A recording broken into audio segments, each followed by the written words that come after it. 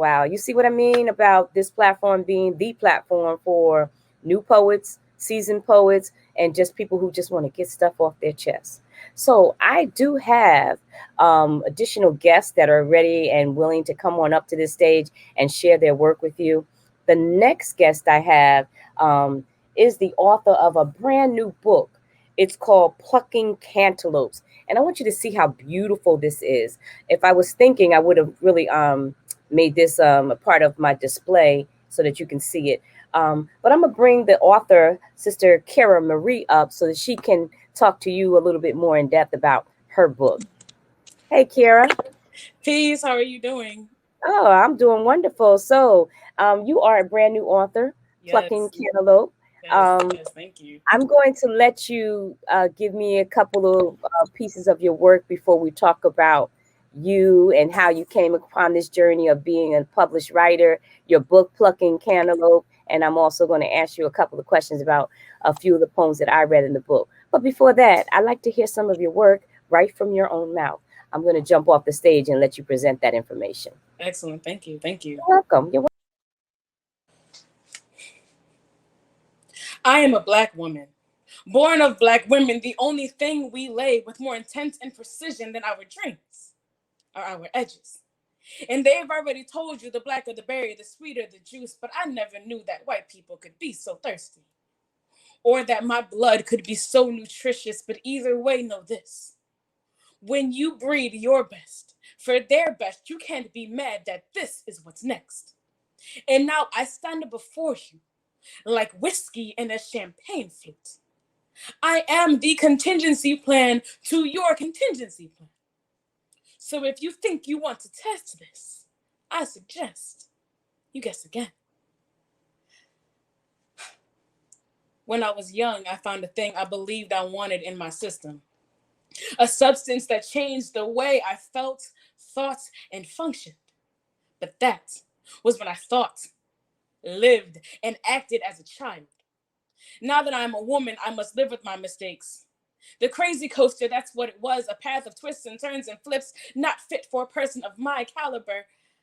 Don't get me wrong, I am not cocky nor boastful, but crazy doesn't deserve me. You see, I am beautiful and strong with a talent unable to be held in bond. Yet every time I try to erase crazy out of my life, he calls me 2 days later, wanting to take me out for the night. You see, I want to say no, to tell him that I have dreams and things, and in my life he need not be. But then he just has to flip the script and make me smile. So I actually want to stay for a while. And the next thing I know, the crazy coaster commences again. Trapped on this cycle, dying to get off. So in that day, when you called, it was my voicemail that you heard. It was time for me to be liberated and ascend as with a bird. No longer am I afraid of you. I break the shackles that cling to my skin, responsible for me to commit the sin you see. I bow to no man, to no thing, and certainly to no mind-altering substance. And baby, that means you. I have a newfound love for myself that you could never fulfill, and now sick from this, I move away from you. When you remember that you miss me, please know you will get used to it. This next poem speaks for itself. It was blood, bloody boys and their baby girls, baby mamas with broken hearts and blue and whites busting nines through soldiers like frozen water pipes. And now all of these are laid tonight, but we, the survivors, gotta see it when we sleep.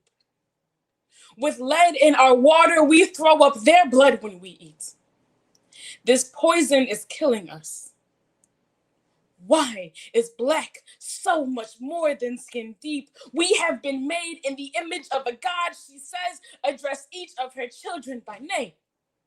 And yet, these beautiful broken black bodies bend down onto bloody knees, brutalized because they be born black. They tell me that tears are what happens after the mouth is silenced to speak, to tell of how the heart has been broken. But after the image of these beautiful broken bodies is burned into my soul, the broken then begins to break me. And I have never been an expert. I just know when I'm hurt and my eyes don't seem to cry no more. But this smile behind lips that they pay for, this smile shall never default.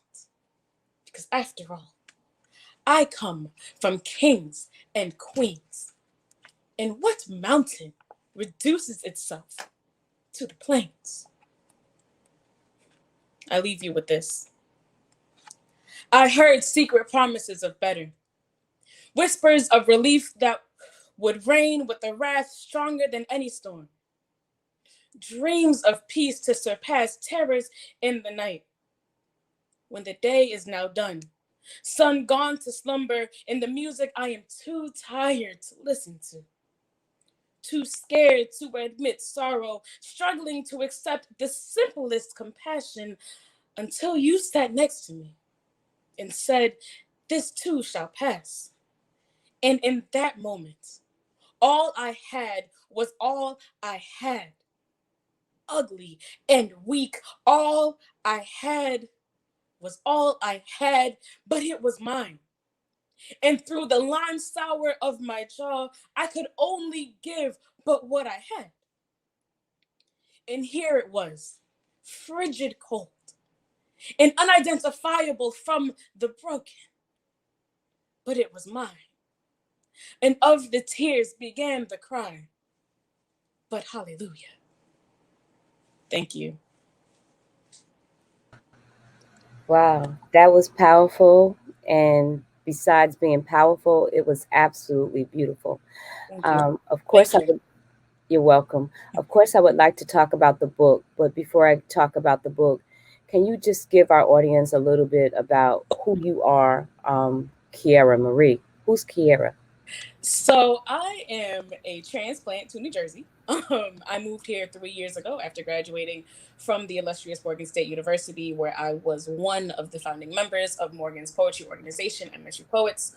When I moved to New Jersey, I got in touch with Ameerah and a number of other incredible artists through a workshop. We were the Newer Poets, as led by Jasmine Mance. And art is just, it's something that I do and that I've done. I began writing when I was 7 and never actually stopped. So that is Kiara Marie in kind of a nice little nutshell.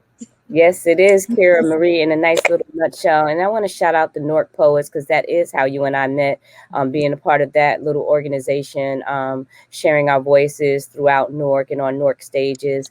That was a beautiful group there. Ladies and gentlemen, you're looking at the purchase information for Kiara's book, Plucking Cantaloupes. I want to say first, Kiara, congratulations on being a published author. Thank you. Secondly, it's a beautiful book of poetry, an anthology of poetry, and the art, the cover is absolutely amazing. Um, I want to know from you some information about uh, one of the poems that I read in the book. Yes, ma'am. The particular poem that I'm dealing with, I'm just going to read the first stanza so that everybody can get an idea. The title of it is "On the Gynecologist's Office." Mm. I'll take It'll take me longer to write this poem than it took for the doctor to re-traumatize me. I only came here to get back on birth control because God be damned if I want to be a parent. And she tells me I have to get my cancer screening. Mm. Anxiety has already clipped my tongue and I can't remember any of the information they need. All I can think is that the door is behind me, but my legs won't let me leave. So what is this poem about? So that poem, it's, if you're going literally, it's about the experience being a survivor of sexual assault, gender-based violence, domestic violence, and it's about logistically what it means for going to the gynecologist, which as women is a regular thing that we are required to do for our health. Um, and so many women that I've spoken to who they themselves have dealt with different variations of, gender based violence, be it sexual assault, be it rape, be it domestic violence. things across that gamut, and how something that you know you need to do can become such a violent act that you're still required to do. And it's trying to navigate then that space, and trying to navigate it for yourself, and then also trying to navigate it as a person who is invested in your health, and talking about gynecology and your sexual health and in your reproductive health. Absolutely. So like I think there were a lot of symbolism in this poem. So let me just ask you my questions Okay, directly. of course. The rape that we're talking about, is it a literal raping, or is it symbolic to how every woman feels when they have to get this type of examination? So talking about the raping, it's both. It's from the perspective of someone who has survived sexual assault, while also coming from the perspective of someone who has to go and do such what is required as a regular process within your health, but Yeah. also something that no one looks forward to. Exactly. So I don't know if you thought about it that way when you were writing it, but I definitely, as I was reading it, it's part of the Me Too movement. It's part of what a lot of women out there experience in terms of being sexually assaulted, but feeling the feeling of violation that you have when you have to have a gynecological examination, and especially if your doctor happens to be a man. I never understood that. Yeah. Um, I was thinking about that as I was reading it. Was the raping of myself, my self esteem being brought to a level that I have this foreign person looking in the most private area of my body, Yeah.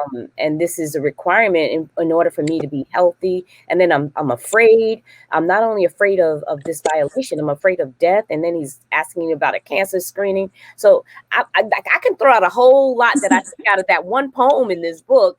So I would encourage all of my listeners out there to please get a copy of Kiara's book. You can go right on Amazon and pick it up. Kiara, are you planning any book signings? I am planning a couple of things in the future. Looking at starting a tour. Looking at planning my own book signing. Nothing has been concrete for myself, but do Mhm. look forward to partnerships that I am working on. Some with Absolutely. some with you, Ameerah, as you know. Yes, yes, yes, So yes. excited! We are starting soon and very soon. Do To all of you out there in cyber world, look to the incredible of which is to come from Kiara Marie. And I'm so excited getting ready for this project, Ameerah, that you and I are working on, Yes. going So to multiple different cities and locations across the East Coast. yes, we're going to give them a little sneak peek about what When Women Speak is going to be doing. We're going to be traveling to different cities for in-person performances with some of the regulars of When Women Speak. And those of you who are in the group, I encourage you to sign up. We have locations like Newark, like Jersey City, like Patterson.